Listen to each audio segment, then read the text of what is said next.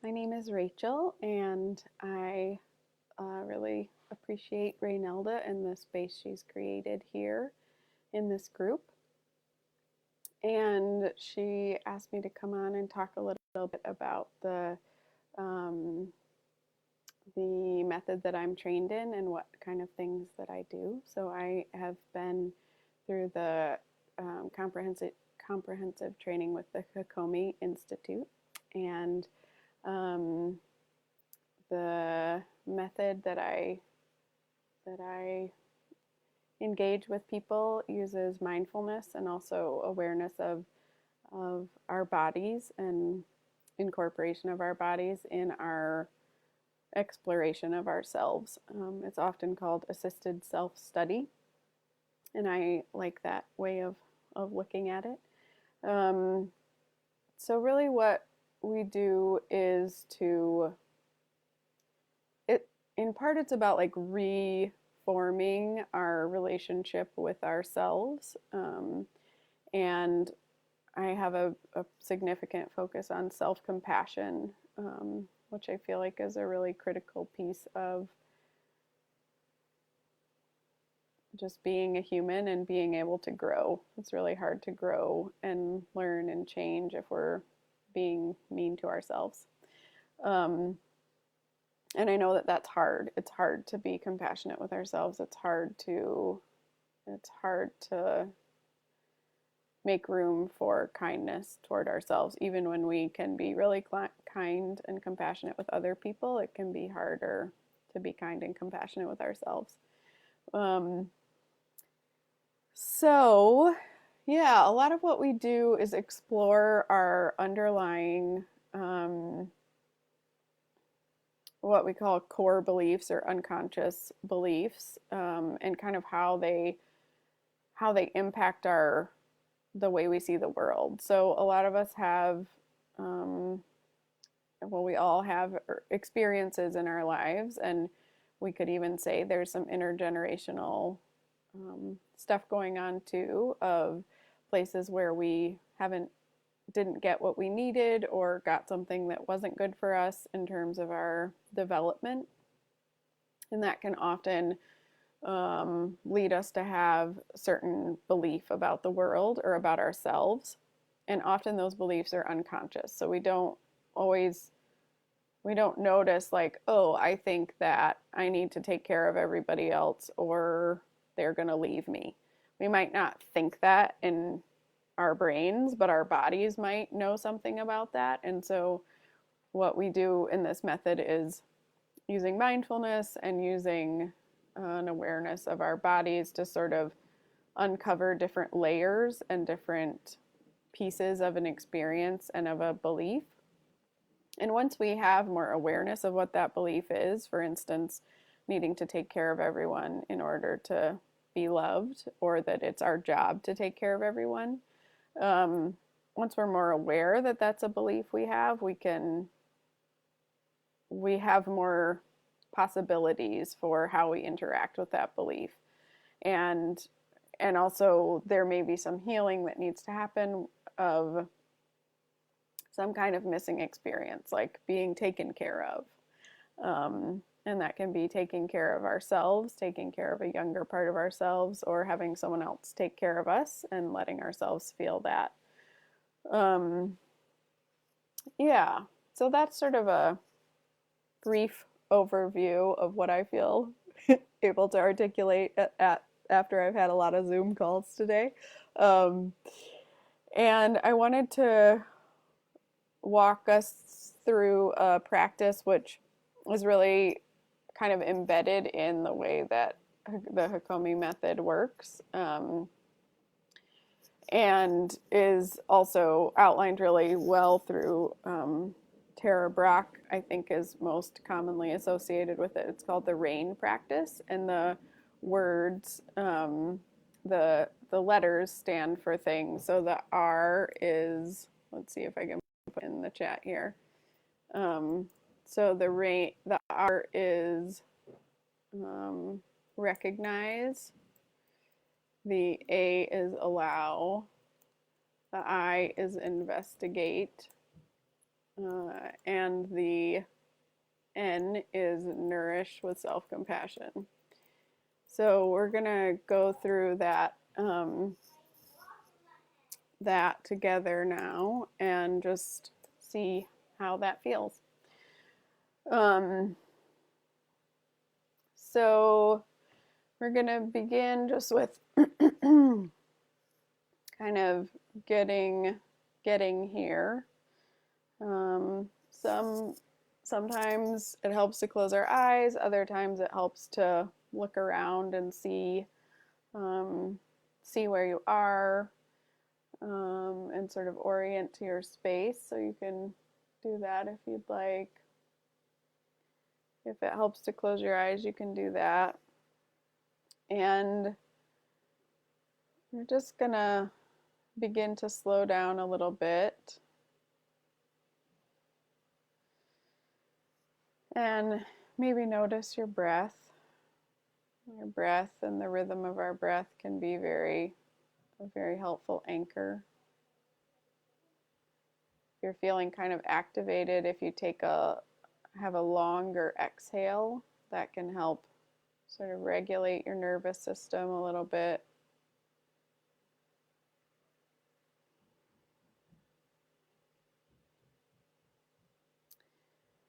And we're going to begin this practice just by kind of seeing what's here.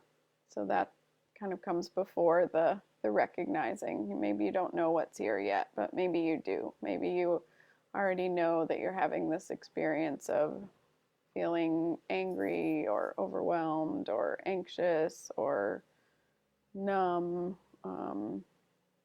anything you might be feeling.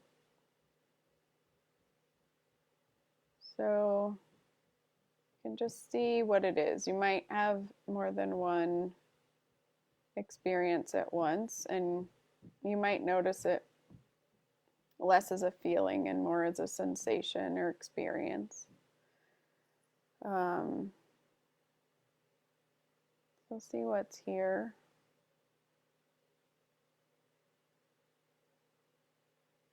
And then the R, the recognize, is just like, noticing it's here. So noticing like, oh, I'm having this feeling or this sensation or these certain kinds of thoughts.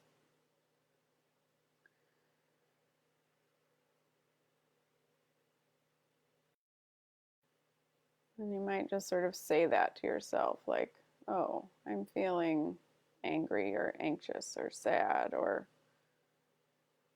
fast inside or buzzy or something.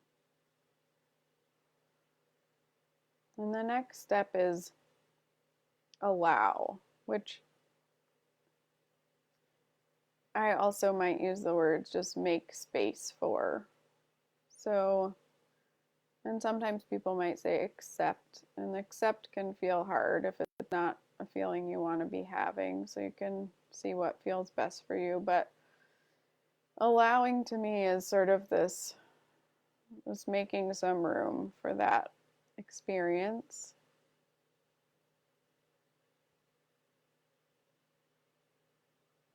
Whatever it is. We can be really quick to want to get rid of our experiences or not feel them. That's pretty normal.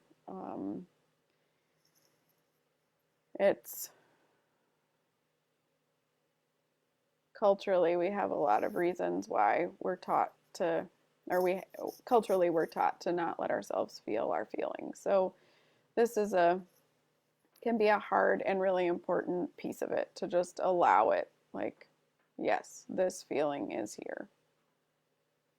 I'm going to make room for it to be here instead of ignoring it, trying to get rid of it, talking myself out of it. And the next step in this practice is investigate.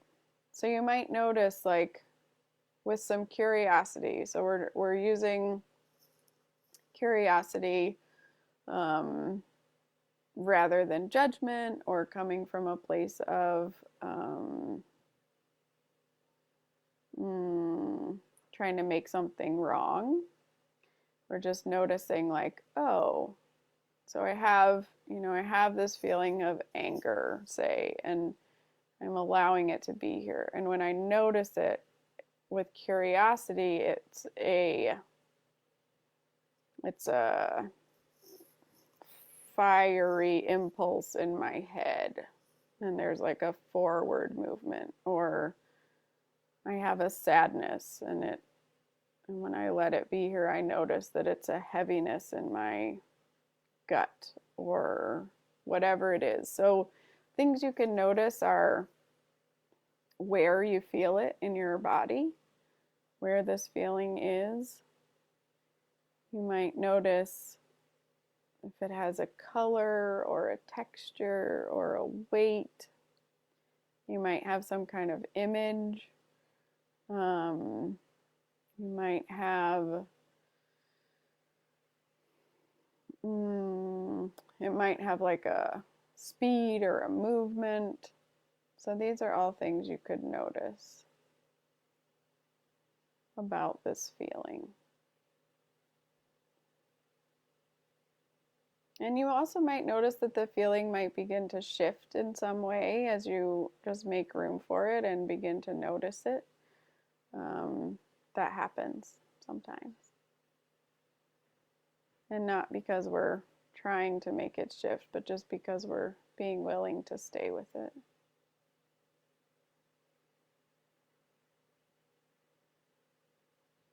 And the last piece of this particular practice is to nourish with self-compassion. And if self-compassion feels hard for you to access, that's okay. That's normal. It's a hard one. One hack that I have for that is trying to bring to mind a person or an animal, or it doesn't have to be someone you know, it doesn't have to be someone that's alive, just some being that embodies or carries this feeling of kindness, like unconditional kindness and compassion. And just seeing if you can feel how they would hold you in this moment. I often will put my hand on my heart. Sometimes I'll put my hand on my face, just gently.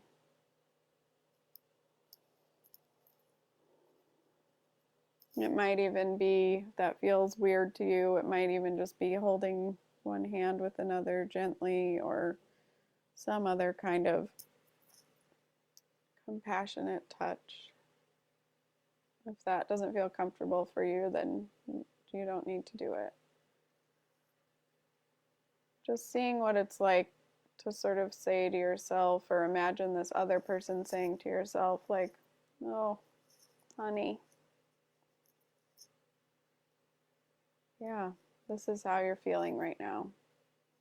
It's hard to be a person. You're trying your best.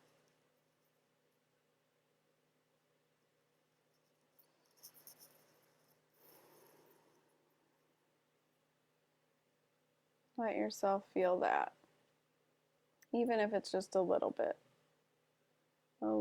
of compassion and kindness.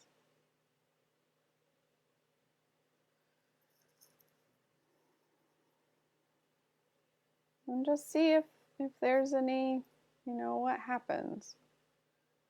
How does that experience shift, if at all? How does that feeling in your body change, if at all?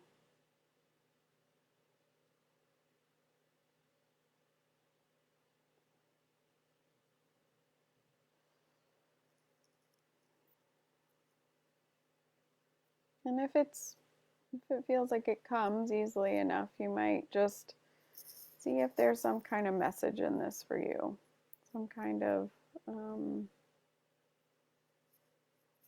words or image or some kind of gift from the compassion.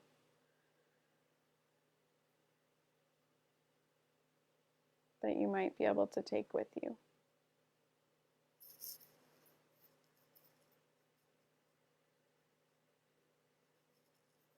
You can feel back into your breathing. Maybe see if you want to move or stretch.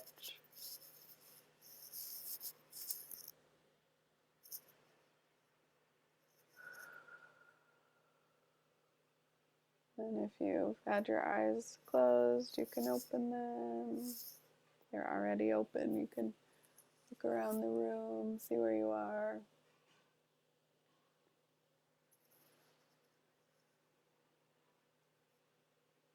Yeah, and I've actually not done very many of these live, so I don't quite know how this works. But if anybody's on here that has any questions or wants to, share something about what you noticed with that or anything, you can do that. If not, that's okay too. I'm glad for whoever's here to be here, and I hope that this is helpful in some way. I think this practice I chose it because I think it gives a helpful little taste into what it is that this method offers. That I engage with clients. So thank you to Reynelda and for anybody that showed up and anyone who might be watching this later. I know this is a really, really difficult time for everyone. We're living in the midst of a collective trauma, and we don't, there's so much unknown, there's so much uncertainty, there's a lot of things to have big feelings about. So I hope that you might be able to use this RAIN practice, recognize, allow, investigate, and nourish with self-compassion as a tool that can help you feel however you're feeling throughout this turbulent time. Okay. Thank you. Bye.